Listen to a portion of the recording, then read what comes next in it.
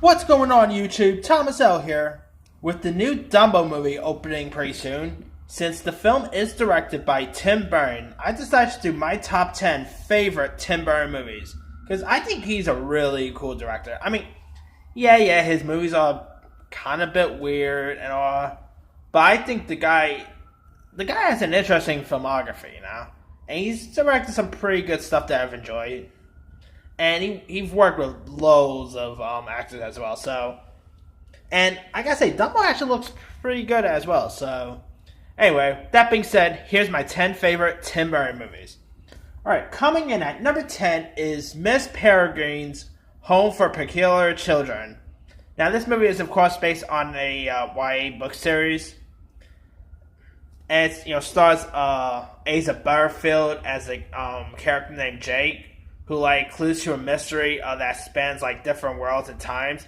And so, because his beloved grandfather, leaves him clues for a mystery, So he ends up, finding a magical place known as Miss Peregrine's School for Peculiar Children, where kids have different, powers and all.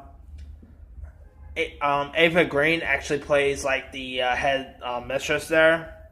Ava Green was terrific here. I really loved Ava Green in this. Yeah, again, I have a bit of a crush on Ava Green. I think Ava Green's just awesome. And also, Samuel Jackson was in this too. I remember when they were announcing casting for this, and they announced Samuel Jackson was going to be joining this. I admit, I was like, really, Sam Jackson? But I gotta say, it worked pretty well. He played the bad guy here. You also got a few other good cast members, Asa Butterfield plays the lead character here. Chris O'Dowd was in this.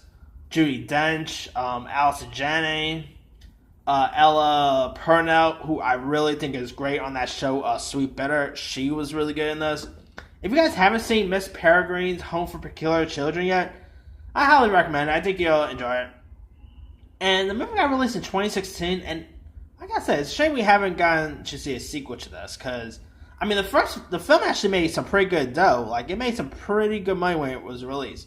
But it's a shame that they never really went ahead and did a sequel and all, but, hey, I guess Tim Burton isn't really the major sequel guy. I guess that explains why he didn't do Alice Through the Looking Glass.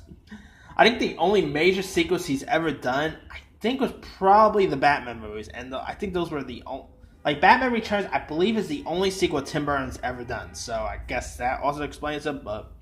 Hey, who knows, maybe in the future we'll probably see a sequel to this. Or maybe a TV show. I mean, it could be a good TV show for Disney Plus, since, Fox now belongs to Disney, but... Anyway, if you guys still haven't seen the movie version, check it out, it's really good. Coming in at number 9 is Pee-wee's Big Adventure. Now, of course, this is based on, Pee-wee's Playhouse. And, you got Paul Reubens as Pee-wee Herman, who's of course a man-child, if you will, who loves his red bike, and will not sell it to his neighbor played by Mark Holton from Leprechaun fame. And so when the his bike ends up being stolen, so Dickon his bike is at the Alamo. He sets off on a trip where he meets many remarkable folks along the way. This movie is, I guess you could say, more of a guilty pleasure of mine. I really love Pee-wee's Big Adventure. I mean, I was never really the biggest Pee-wee Herman guy. I mean, Paul Reubens as Pee-wee Herman was a little, some of the stuff they was a little bit cringy at times. But I think, but the movie version is actually really good. And of course, the bicycle scene is kind of iconic. I believe this was Tim Burton's first major feature film. This film got released in, I think, 1987 or 86 or 85. It's a classic.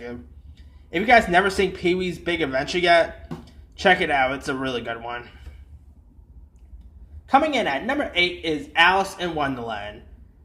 Now, I really dug Alice in Wonderland. Of course, it's based on the the classic movie as well as the classic book series. Of course, you got Mia Wasikowska as Alice. You also had Johnny Depp as the Mad Hatter.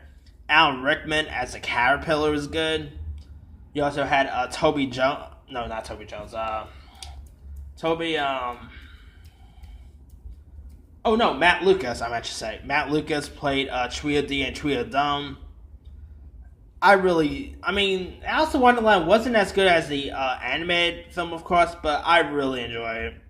I thought Johnny Depp as a Mad Hatter worked out perfectly. You also have Micah Sheen as the White Rabbit. He was also in this. Of course, Helena Bonham Carter was the Red Queen. You also had Anne Hathaway in this. It was really good. Had some pretty good special effects. Of course, it's another one of Johnny Depp's, quirky, weird roles, but he played the Mad Hatter really well. And of course, years later, they ended up doing a sequel to this called Alice Through the Looking Glass, which was actually directed by James Bobbin, who also has that new Dora the Explorer movie coming out, and he did the Muppets movies. Yeah, Through the Looking Glass was not a good movie, so yeah. But Alice in Wonderland was the first film I really enjoyed, so I don't know, maybe if Tim Burton had returned for the sequel, maybe the movie would have been better, but I guess it is what it is. Anyway, coming in at number 7 is Sweeney Todd.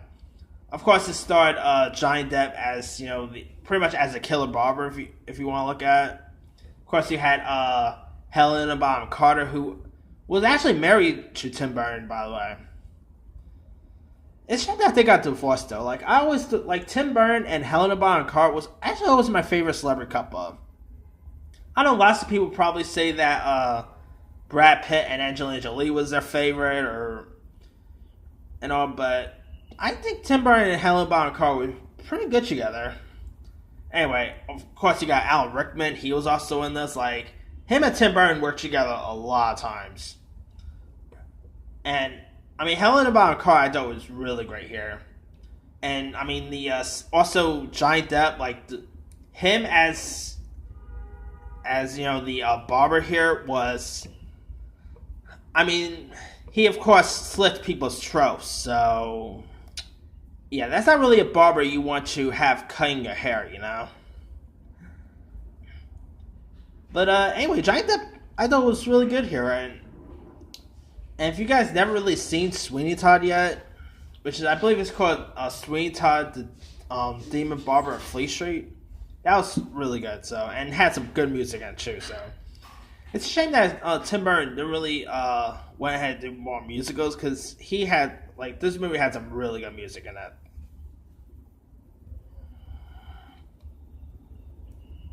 Alright, coming in at number 6 is Ed Wood. Of course, this is a movie about famous Hollywood director Ed Wood, who was the oboe of the 40s and 50s. Of course, this starred Johnny Depp, director Ed Wood, who of course infamously made some really horrible, horrendous film back. And you had a really good cast here. You had Martin Landau was Bela Lugosi.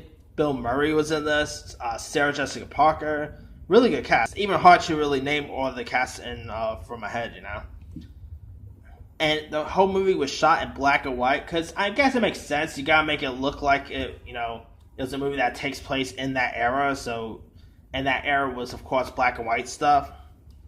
But Johnny Depp, I thought he was really great as Ed Wood. He played that role really well. If you see photos of the original Ed Wood and see Johnny Depp, they kind of looked a little bit like back in the days, of course. Maybe not now, but. And Tim Burton, I thought he did a really good job at directing this. And if I'm not mistaken, I think this was Tim Burton's first ever rated R movie. I could be wrong there. Maybe I should double check, but I think this was his first ever R-rated movie he's ever done. So there's that. Okay. Alright, coming in at number 5 is Mars Attacks. I love Mars Attacks. It's like a very different version of the alien invasion genre. Like the aliens. To be honest, when I was a kid, those aliens always freaked me out. But those aliens were really cool here. Like they had like those weird helmets and all. Of course, you had Jack Nicholson as the president here. You also had Pierce Brosnan. Sarah Jessica Parker was also in this. I believe Danny DeVito was in this too, if I'm not mistaken. Jack Black was also in this. Glenn Close. Annette Bening. Some pretty good cast members in this. Mars Attacks, like, the effects was really good, especially for that era. I mean, the movie got released in late 90s, I think 95 or 96. And, I mean, I guess you could say this was like a parody of sorts of maybe those classic 50s alien movies that, of course, Ed Wood has directed before. So, I mean, if you guys never seen Mars Attacks, check it out. It's a 90s sci-fi classic. If I had to list my 10 favorite sci-fi movies of the 90s, maybe Mars Attacks will be on that list. It's really good. And I gotta say one thing, I'll be down to see some sort of studio or whatever take a crack at doing Mars Attacks again. I mean, it's weird that Tim Burton never really went back to do a sequel to this, because I would love to have seen another one.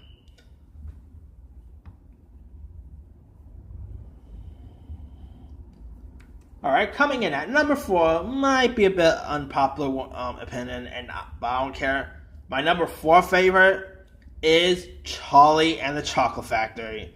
I don't care what anyone says. I really enjoyed his incarnation of Charlie and the Chocolate Factory, which is of course based on the book by Roald Dahl, and of course it was a remake of the Gene Wilder classic.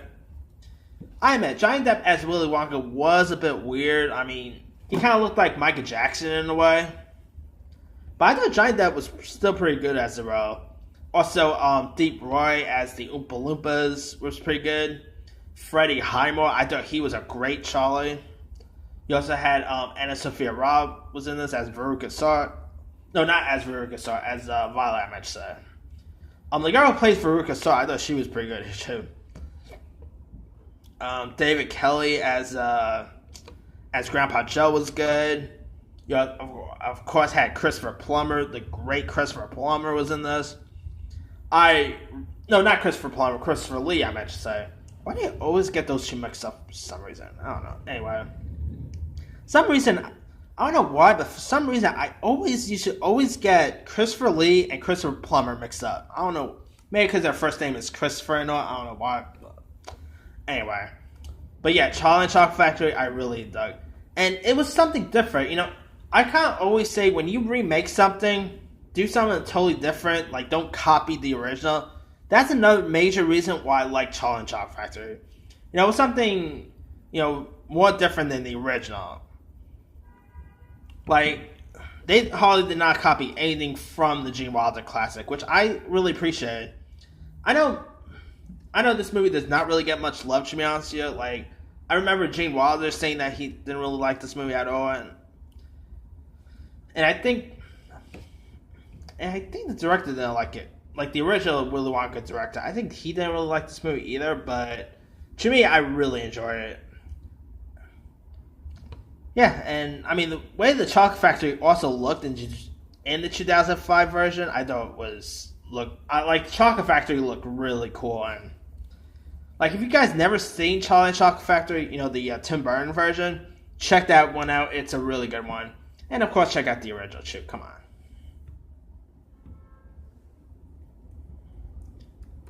Alright, coming in at number 3 is Beetlejuice. Beetlejuice is a classic. I mean, you got, of course, you got Michael Keaton as the famed character Beetlejuice. You got Winona Ryder here, Jeffrey Jones, Catherine O'Hara, Gina Davis. You got Alec Baldwin, of course. And there's actually like a musical of Beetlejuice that's on Broadway, which I never really seen, but maybe one of these I'll give it a go. But anyway, the Beetlejuice movie is a classic. I mean, it got released in I think 1989. Holy cow! I think 89 or 88. Can't remember the actual year it came out. I know it came out in the late 80s, but this movie is that old. Dang. But anyway, Beetlejuice is an 80s classic. Now, if you guys still never seen Beetlejuice by now, check it out. I mean, of course, don't say Beetlejuice 3 times because he'll appear. That's pretty much part of the movie. And man, I still wish Tim Burton and company did like a sequel to Beetlejuice, because I remember a couple of years back they were like talk about doing a sequel, and they were saying that might get made, and I don't know. I'm hoping it gets made in the future, but who knows?